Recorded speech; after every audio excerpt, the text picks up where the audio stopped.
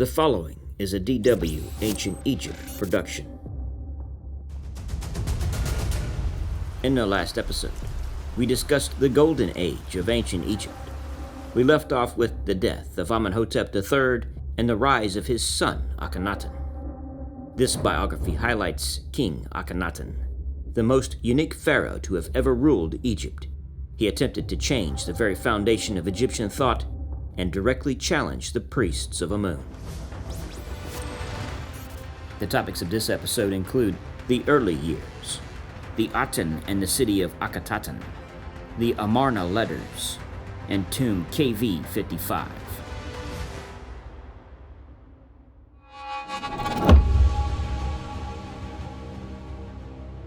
Ancient Egypt is the most conservative society in the history of the world. As we've discussed before, change was considered bad. Where does the conservatism come from? Part of it comes from the environment. The Egyptians basically have an unchanging climate. The sun rises every day, it sets every day, the sky is clear, etc. Also, the Nile River is consistent. The flooding of the Nile is so consistent that it can be scheduled and is vital to their agriculture. But there is more to it than that. Their art is meant to remain the same. It is considered permanent. Think of the tomb paintings. They were meant to last forever. Art for the ancient Egyptians was basically paint by numbers. They put down a grid and filled it in. There was little creativity.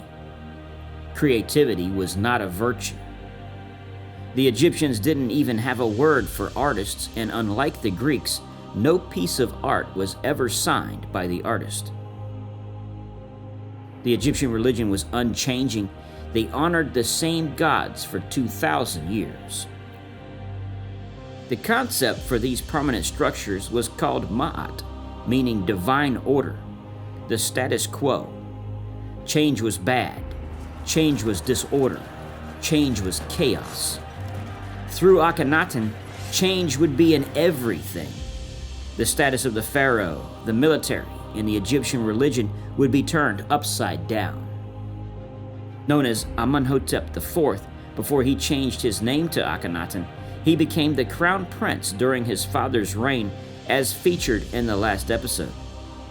Crown Prince Thutmose was originally to succeed his father, but died relatively young, and the throne passed to his younger brother. Debate circulates whether his father Amenhotep III used Amenhotep IV as a co-regent. Nevertheless, he became king upon his father's death. The beginning of Amenhotep IV's reign marked no great discontinuity with that of his predecessors. Not only was he crowned at the temple of the god of Amun in Karnak, but like his father, he married a lady of non-royal blood, Nefertiti, the daughter of the vizier Kheper-Kheper-Ru-Re-I. Nefertiti's mother is not known, but I was the brother of Queen T.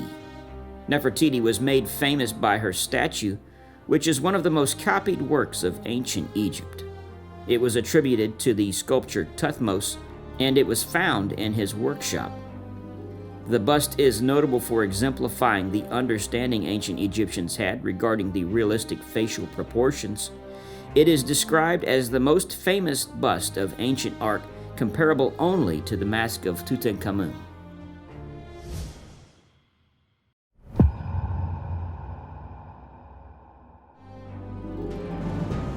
Initially, Amenhotep IV lived with Nefertiti and his 6 daughters at Thebes. He built several massive buildings at Karnak, including temples to the god Aten. The god was usually depicted as a sun disk with rays extending with long arms and tiny human hands at each end.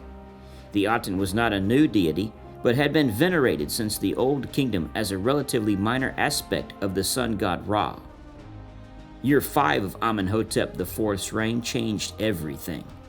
He disbanded the priesthoods of all other gods and diverted the income of these cults to support the Aten, which he was establishing as the sole god of Egypt. To emphasize his complete allegiance to the Aten, he officially changed his name from Amenhotep IV to Akhenaten, the living spirit of Aten. He also began construction of a new capital called Akhetaten, the horizon of the Aten. Known as El Amarna, it was a virgin site not previously dedicated to any gods or goddesses. To speed up construction of the city, which was located halfway between Memphis and Thebes, most of the buildings were erected with mud brick and whitewashed. The most important buildings were faced with local stone. Amarna is the only ancient city which preserved great details of its internal plan, in large part because the city was abandoned after the death of Akhenaten. Bob Breyer notes, Akhetaten was an entire city built at one time to the glory of one god. This was a first for the history books. Akhenaten centralized Egyptian religious practices in Akhetaten, though construction of the city remains to have continued for several more years. His temples to Aten were constructed on a massive scale and were open to the sunlight, unlike the dark temple enclosures as before. In year 9, Akhenaten banned all images except the solar disk and declared that the Aten was not merely supreme god, but the only god to worship. In doing this, he created the world's first monotheistic religion, noting, "There is no god but the Aten." This was an incredible declaration in a world of polytheistic religions, an abstract god with no image. This must have been a very confusing time for the Egyptians. They never had an abstract god before. They were used to gods you could create in statues, something physical. With Akhenaten, now you had the rays of the sun, only one god, something way ahead of its time, something truly amazing.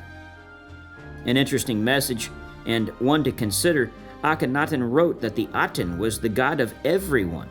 The Syrians, Palestinians, and Nubians.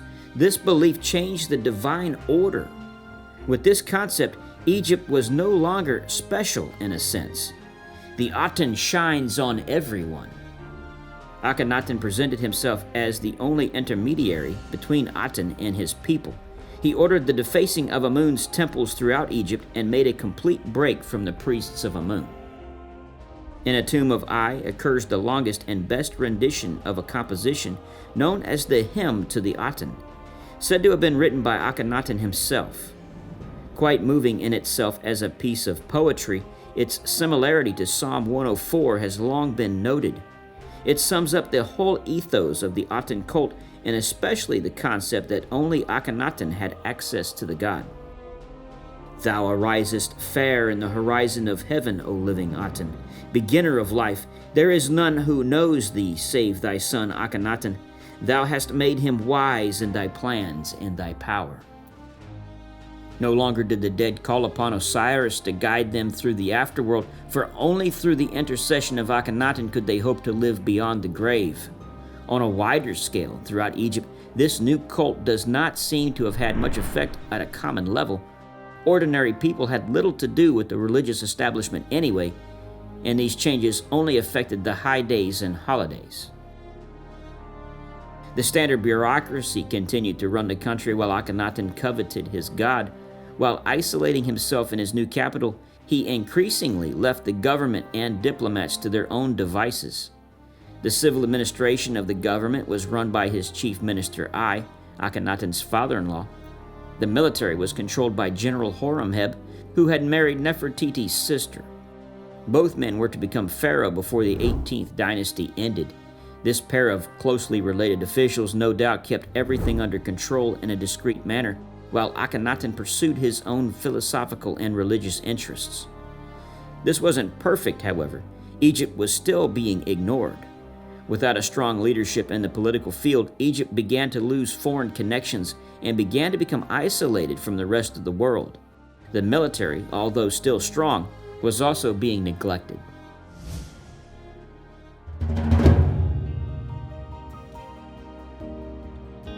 Akhenaten did correspond with various heads of state, which are detailed in the Amarna Letters. Begun by his father, these letters provide important evidence about Akhenaten's reign and foreign policy. Most of these letters to Akhenaten complain about the lack of troop support or plead for gold from the pharaoh, and afterward often complain that he snubbed or cheated them. As stated by Tushratta, king of Mitanni, to Akhenaten, May my brothers send me much gold. In my brother's country, gold is as plentiful as dust. Many of these appeals went unheeded by the king, who was far too concerned with his new religion to take notice to such requests. In contrast, he did pay close attention to the affairs of the Levant. Often criticized for neglecting Egypt's international relations, Akhenaten did manage to preserve Egypt's control over the core of the Near Eastern territory. The historical record becomes unclear until the succession of Tutankhamun. It was originally thought that Nefertiti died in year 12 of his reign, which was the last dated appearance of the Amarna family. However, in December of 2012, an inscription was found in the limestone quarry at Deir el-Bersha, just north of Amarna. Dated explicitly to Akhenaten's 16th year of reign, it mentions in the same breath the presence of a Queen Nefertiti. The text refers to a building project in Amarna and establishes that Akhenaten and Nefertiti were still a royal family just a year before Akhenaten's death.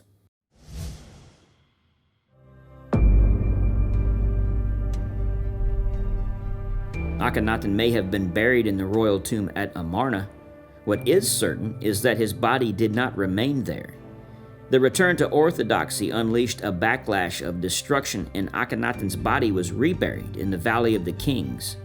Genetic tests have confirmed that the body found in KV 55 was the father of Tutankhamun and therefore most probably Akhenaten. The tomb was composed of an entryway followed by a single corridor leading directly into the burial chamber and its side chamber. The tomb contained numerous Amarna-era objects, including a royal funerary mask, which had been deliberately destroyed. His sarcophagus was also destroyed, but has been reconstructed by modern Egyptologists. An interesting side note of history, KV 55 was later used as a darkroom by photographer Harry Burton during Howard Carter's excavation of Tutankhamun's tomb in 1923.